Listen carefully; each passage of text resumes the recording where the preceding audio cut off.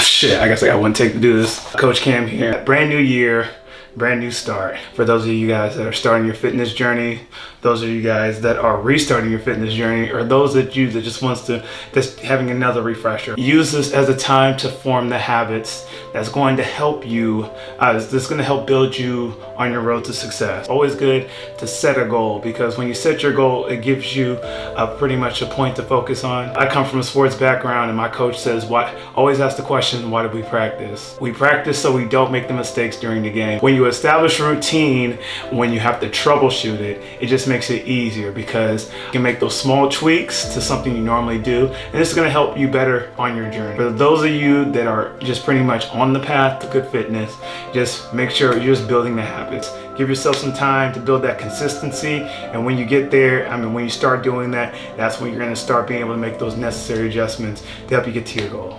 All right, that's it. 2021. See you guys outside eventually. Hopefully you guys have a blessed year this year, and hey, stay on the fitness journey.